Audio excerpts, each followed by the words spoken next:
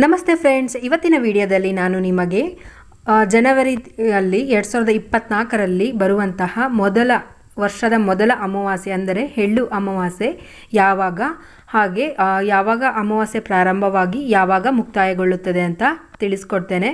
ಇನ್ನು ಯಾವ ಸಮಯದಲ್ಲಿ ನಾವು ಪೂಜೆ ಮಾಡಬೇಕು, ಶುಭ ಮುಹೂರ್ತ ಕೂಡ ತಿಳಿಸ್ಕೊಡ್ತೇನೆ. ಬನ್ನಿ ನೋಡೋಣ. ಎಳ್ಳು ಅಮಾವಾಸ್ಯೆಯನ್ನು ನಾವು ಮಾರ್ಗಶಿರ ಮಾಸದಲ್ಲಿ ಅಂದರೆ ಡಿಸೆಂಬರ್ ಮತ್ತು ಜನವರಿ ನಡುವಿನ ಸಮಯದಲ್ಲಿ ಅಮಾವಾಸ್ಯೆಯನ್ನು ನಾವು ಈ ಆಚರಣೆಯನ್ನು ಮಾಡಲಾಗುತ್ತದೆ.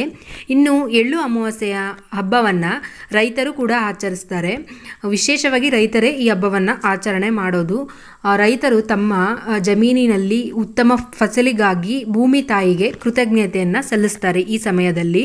ಅಲ್ಲದೆ ಎಳ್ಳು ಅಮಾವಾಸ್ಯೆಯ ದಿನದಂದು ಕೃಷಿ ಭೂಮಿಯಲ್ಲಿ ಎಳ್ಳು ಮತ್ತು ಬೆಲ್ಲವನ್ನು ಸಿಂಪಡಿಸುವುದು ಒಂದು ಪ್ರಮುಖ ಆಚರಣೆಯಾಗಿದೆ. ಅಲ್ಲದೆ ಕೃಷಿ ಭೂಮಿಯಲ್ಲಿರುವ ಹುಳುಗಳಿಗೆ ಎಳ್ಳು ಬೆಲ್ಲ ಆಹಾರ ಎಂಬ ಪ್ರತೀತಿ ಮುಂಚೆಯಿಂದನೂ ನಡ್ಕೊಂಬಂದಿದೆ.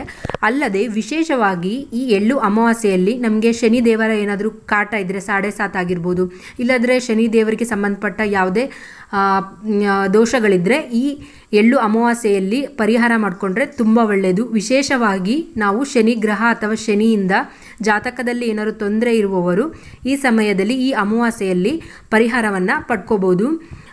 ಅಲ್ಲದೆ ಎಳ್ಳು ಅಮಾವಾಸ್ಯೆಯನ್ನು ಅಲ್ಲಿ ಸಮುದ್ರ ಹಾಗೂ ನದಿಗಳಲ್ಲಿ ಸ್ನಾನ ಮಾಡಿಬಿಟ್ಟು ಪಿಕ್ನಿಕ್ ಥರ ಹೋಗೋದು ವಾಡಿಕೆ. ಇನ್ನು ಈ ಸಮಯದಲ್ಲಿ ನಾವು ಶ್ರಾದ್ದ ಅಂದರೆ ಪಿತೃಗಳಿಗೆ, ಪೂರ್ವಜರಿಗೆ ನಾವು ದರ್ಪಣ ಬಿಟ್ಟರೂ ತುಂಬ ಒಳ್ಳೆಯದು. ಅಲ್ಲದೆ ಮುಖ್ಯವಾಗಿ ನಮಗೇನಾದ್ರು ಕಾಲ ಸರ್ಪದೋಷ ಏನಾದ್ರು ಇದ್ದರೆ ಈ ಎಳ್ಳು ಅಮಾವಾಸ್ಯೆಯಲ್ಲಿ ಪರಿಹಾರ ಮಾಡಿಕೊಂಡ್ರೆ ಕೂಡ ತುಂಬ ಒಳ್ಳೆಯದು. ಇನ್ನು ಈ ವರ್ಷ 2024ರಲ್ಲಿ ನಮಗೆ ಎಳ್ಳು ಅಮಾವಾಸ್ಯೆ ಮೊದಲ ವರ್ಷದ ಅಮಾವಾಸ್ಯೆ ಯಾವಾಗ ಬಂದಿದೆ ಅಂತ ನೋಡೋದಾದರೆ ನಮಗೆ ಬುಧವಾರ ಅಂದರೆ ಇವತ್ತು ಜಾನ್ 10 8:10 PM ಪ್ರಾರಂಭವಾಗಿ ನಮಗೆ ಜನವರಿ 11 ಅಂದರೆ ಗುರುವಾರ 5:26 PM ನಮಗೆ ಅಮಾವಾಸ್ಯೆ ಮುಕ್ತಾಯಗೊಳ್ಳುತ್ತದೆ. ಹೆಚ್ಚಾಗಿ ನಮಗೆ ಗುರುವಾರನೇ ಇರೋದರಿಂದ ನಾವು ಜಾನ್ 11 ಅಂದರೆ ನಾಳೆ ಗುರುವಾರ ನಾವು ಅಮಾವಾಸ್ಯೆಯನ್ನು ಆಚರಣೆ ಮಾಡಬೇಕಾಗುತ್ತೆ, ಎಳ್ಳು ಅಮಾವಾಸ್ಯೆಯನ್ನು.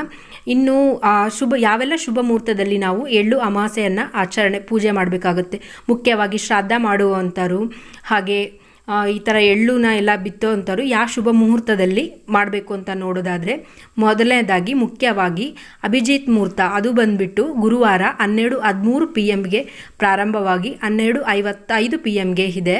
ಹಾಗೆ ಅಮೃತ ಕಾಲ ಬಂದುಬಿಟ್ಟು 1:15 PM 2:43 PM ಅಲ್ಲಿದೆ.